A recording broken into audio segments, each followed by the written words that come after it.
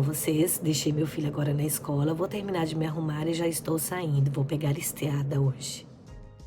Bom, pessoal, hoje eu queria falar com você sobre o sistema familiar japonês, que talvez você não saiba. Existem muitos fatos sobre o sistema familiar japonês que se diferencia aí, né, das famílias pelo resto do mundo. Afinal de contas, cada país possui uma determinada cultura. Normalmente, pensa-se que uma família é composta por avô, avó, pai, mãe, irmão, irmã e filho. De vez em quando, eles até incorporam seus primos, tios e parentes próximos. Então, novamente, no Japão, cada unidade familiar de uma família japonesa é restrita à família nuclear. No passado, uma família japonesa com 7 filhos era muito normal. Hoje em dia, como resultado da economia apertada, todos estão mais atentos. Os japoneses têm a convicção de que estão criando filhos e ensinando futuros indivíduos que vão agir na sociedade. Eles planejam tudo com antecedência e também a parte do dinheiro. Eles poupam bastante dinheiro antes de ter o filho. Esse dinheiro envolve a escola e bem como outros cursos, fora da escola. Devido a isso, é difícil ter um plano financeiro suficiente e por isso a quantidade de filhos na maioria das famílias no Japão é restrita de 1 a 2. E olhe lá.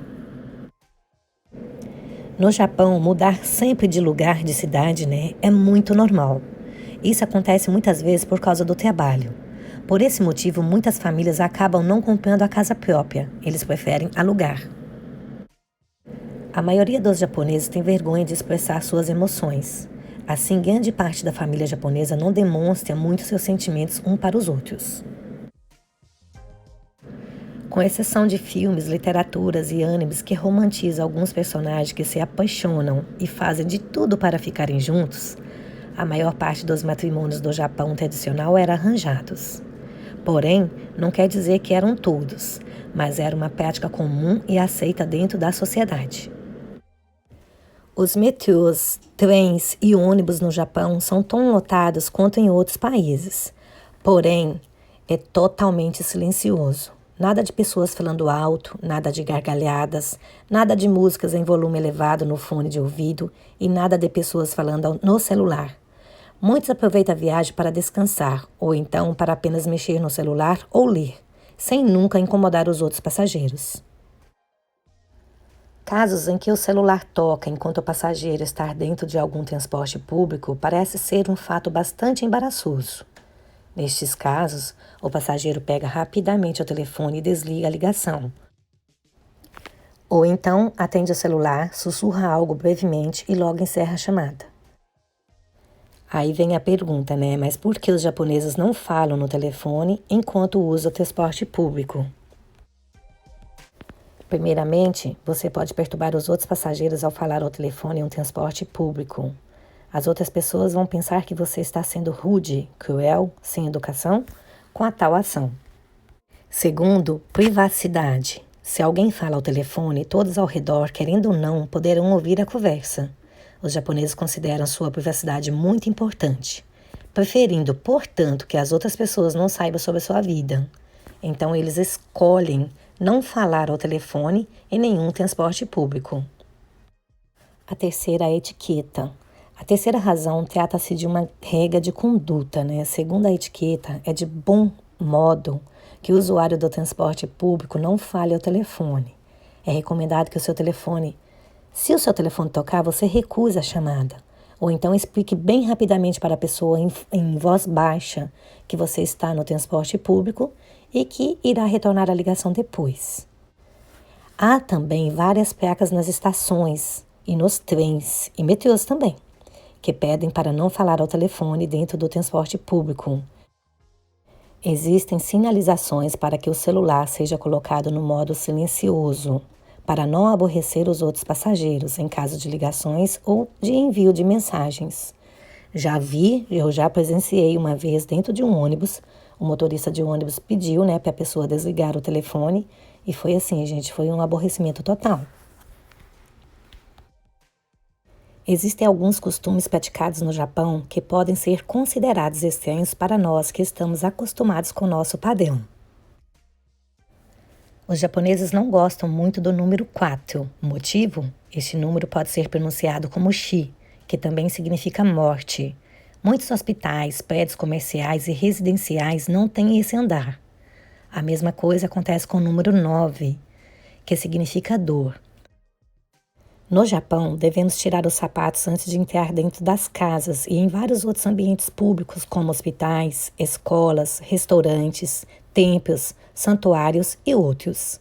Como não temos esse hábito no Brasil, é natural a gente achar estranho, mas depois percebemos o quanto isso reduz a sujeira trazida da rua. Embora exista vasos sanitários estilo ocidental, existe também o tradicional japonês e é bastante utilizado. Nesse tipo de vaso, as pessoas precisam agachar para usá-lo e é normal muitos se sentirem confusos e desconfortáveis nas primeiras vezes. Mas nada que não se resolva com o passar do tempo. Bom, gente, acabei saindo um pouco do assunto, né? Tantas coisas para falar, mas vamos retornar para a família. Convidar até mesmo um amigo próximo para visitar seu espaço pessoal é bastante incomum, pois as pessoas desse país são naturalmente mais reservadas. Quando querem se encontrar, os japoneses preferem fazer reuniões em locais públicos. Não existe o hábito de simplesmente ir à casa de algum amigo visitá-lo. Você precisa de uma ótima razão para bater na porta de alguém. E também a família não reúne ali igual nós, né? Reunimos domingo, final de ano, Natal, aniversário dos pais, né? Eles não fazem nada disso. No Natal, eles comemoram simplesmente com um bolo. E aniversário dos filhos também. Eles simplesmente pegam a criança e vai para um restaurante, ali eles jantam e pronto, acabou ali mesmo, né? E o salário do marido fica com a esposa. É as mulheres que são responsáveis pela economia da casa. Por conta disso, são elas também que determinam o quanto o esposo deve ter de seu salário para gastar. É tipo uma mesada que elas dão para eles, né? E com essa mesada, eles podem fazer o que quiser, comprar coisas pessoais ou mesmo sair com os colegas. E essa tradição acontece porque a rotina de um homem japonês em uma empresa é muito estressante e exaustivo. Ou seja, cuidar das finanças domésticas seria apenas mais um momento de nervoso para ele. Assim, a mulher assume essa função para que ele não tenha mais um estresse. Muitas afirmam que o salário ali, né? Salário não, a mesada do esposo chega ali na faixa mais ou menos de 10% do seu salário. Mas é preciso levar em conta várias coisas, como por exemplo, se a família possui filhos. Afinal de contas, os gastos dentro de uma casa não são poucos. Vão desde a educação dos filhos até pagar todas as contas, como também a alimentação. E você, o que acha disso? Qual é a sua opinião sobre isso? Outra coisa também que é bem diferente, mesmo os filhos morando na mesma cidade em casas separadas, eles não ligam sempre para os pais, né? E muito menos vão vê-los, né? Eles ligam ali a cada um mês, 2 meses, mais ou menos, uma vez só, né? E durante o ano aí só se encontra no final do ano. A não ser por algum motivo específico, né? Desde muito novinhos, as crianças são educadas para se virar sozinhos, né? Portanto, elas vão para escolas em grupos, mas voltam às vezes sozinhos, né? Eles falam que as crianças têm que crescerem sozinhas, né? Independentes, digamos isso. E quando crescerem, não vai ficar ali ligando para os pais toda hora para pedir ajuda ou para pedir opinião, né? Bom, mas é isso, né, gente? Cada país com sua cultura e não tem jeito, a gente não pode mudar isso. Eu crio meu filho do meu jeitinho, né, com todo amor e carinho, dou bastante educação para ele, mas eu não quero que meu filho seja sozinho nesse mundão de Deus, não. Bom, e se você quiser saber mais coisas assim do Japão, deixa aí nos comentários para mim. Bom, eu vou procurar uma loja de conveniência, estou morrendo de sede, gente. Quero parar, descansar um pouco as pernas, né, esticar um pouco as pernas, né, e tomar uma água. Eu espero aí que vocês tenham gostado do vídeo. Muito obrigada. Fiquem com Deus. Até a próxima. Fui!